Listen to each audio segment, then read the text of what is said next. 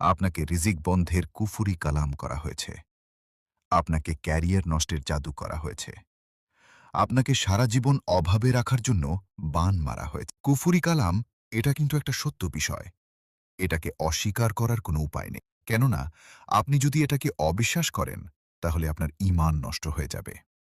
এমনকি রাসূলুল্লাহ সাল্লাল্লাহু আলাইহি ওয়াসাল্লামের উপরেও কুফুরি কালাম করা হয়েছিল এবং তিনি প্রায় ৬ মাস যেন অসুস্থ ছিলেন। সুতরাং প্রিয় ভাইরা আমার, অবশ্যই কুফুরি কালাম বলতে একটা কিছু আছে। এটা আপনাকে বিশ্বাস করতে হবে। বিভিন্ন অসাধু তান্ত্রিক আছে, কবিরাজ আছে, তারা এই কাজগুলো করে থাকে। দেখা যায় আপনাকে কেউ দেখতে পারে না, অথবা আপনার প্রতি হিংসা ও বিদ্বেষ পোষণ করে। তারা চায় না আপনি খেয়ে পড়ে জীবনে ভালো থাকুন। এমনকি ব্যবসা বাণিজ্য অথবা ক্যারিয়ারে আপনি তাদের থেকে এগিয়ে যান, এটাও তারা চায় না। সে কি করে? সে আপনার হাতে না মেরে, আপনাকে সরাসরি ক্ষতি না করে কুফুরি কালাম করে রিজিক বন্ধ করে দেওয়ার চেষ্টা করে। এমনকি মেরে ফেলার জন্য বান মেরে দেয়। লক্ষণগুলো বলার আগে অবশ্যই ভিডিওটি শেয়ার করে রাখুন, যাতে পরবর্তীতে হারিয়ে না যায়। এখন জেনে নিন রিজিক বন্ধের জাদুর সেই ৩ ধরনের লক্ষণ। প্রথমে বলবো পেশাগত ও বাহ্যিক লক্ষণ। ১, যদি আপনি দেখেন কোনো যৌক্তিক কারণ ছাড়াই আপনার ভালো চলতে থাকা চাকুরিটা হঠাৎ চলে গেছে, অথবা ব্যবসায় মারাত্মক লোকসান শুরু হয়ে গেছে। ২, কোনো কাজ, প্রজেক্ট, চুক্তি বা ডিল একদম শেষ মুহূর্ত গিয়ে বারবার ভেঙে যাওয়া, সবকিছু ঠিকঠাক থাকার পরেও কাজটা আর হচ্ছে না। ৩, আপনার কাস্টমার বা ক্লায়েন্ট বা ব্যবসায়িক পার্টনাররা কোনো স্পষ্ট কারণ ছাড়াই ধীরে ধীরে দূরে জুড়ে যেতে শুরু করেছে। ৪, যদি দেখেন ব্যবসায় বারবার অস্বাভাবিক লোকসান হচ্ছে, পণ্য নষ্ট হয়ে যাচ্ছে, চুরি হয়ে যাচ্ছে, অথবা অকারণে বড় অঙ্কের ক্ষতি হচ্ছে। ৫, যদি দেখেন পণ্যের মেয়াদ শেষ হওয়ার আগেই বারবার পণ্য নষ্ট হয়ে যাচ্ছে বা ক্ষতিগ্রস্ত হয়ে যাচ্ছে। ৬, অফিস, দোকান বা কর্মক্ষেত্রে বারবার অপ্রত্যাশিত জটিলতা ও বাধার সৃষ্টি হচ্ছে। ৭, যারা খামার বা পশু পাখির ব্যবসা করেন, যারা যদি দেখেন প্রাণীগুলো অস্বাভাবিকভাবে অসুস্থ হয়ে পড়ছে বা মারা যাচ্ছে, তাহলে এটাও একটি লক্ষণ হতে পারে।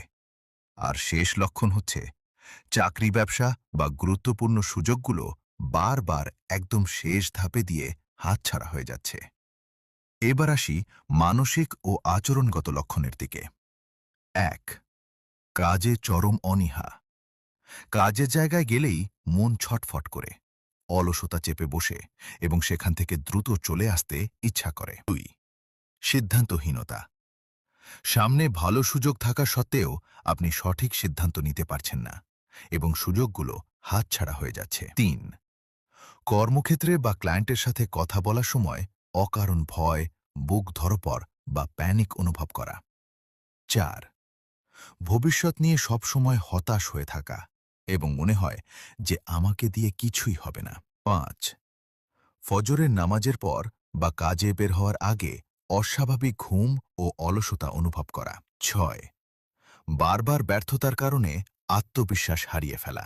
৭, পরিবার ও কাছের মানুষদের থেকে নিজেকে গুটিয়ে নেওয়া এবং একা থাকতে বেশি পছন্দ করা। আর শেষ লক্ষণ হচ্ছে কাজে বের হওয়ার আগে বুকে চাপ বা পেরেশানি অনুভব করা। এবার আসি শারীরিক ও আত্মিক লক্ষণের দিকে।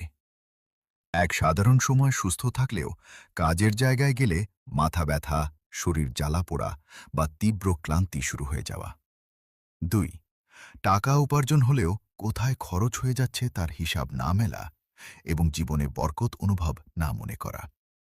৩, ঘুমের মধ্যে বারবার টাকা হারানো, মূল্যবান জিনিস হারানো বা অন্ধকার ও নোংরা জায়গায় স্বপ্ন দেখা। ৪, কোনো সুস্পষ্ট কারণ ছাড়াই দুর্বলতা, অসুস্থতা বা অবসাদ অনুভব করা। ৫, কাজের সময় বা কর্মস্থলে গেলেই অতিরিক্ত ঘুম বা ক্লান্তি বেড়ে যাওয়া। আর শেষ লক্ষণ হচ্ছে ঘন ঘন টাকা হারিয়ে যাওয়া, চুরি হয়ে যাওয়া অথবা অর্থে কোনো বরকত অনুভব না হওয়া। ভিডিওটি যাতে হারিয়ে না যায় তাই শেয়ার করে রাখুন এবং এই লক্ষণগুলো ভেতর থেকে যদি আপনার ২টা লক্ষণও দেখা যায়, চায় অবহেলা না করে এখনই কমেন্টে জানান, যাতে করে আপনার সমস্যার উপর ভিত্তি করে একটা সমাধান বলে দিতে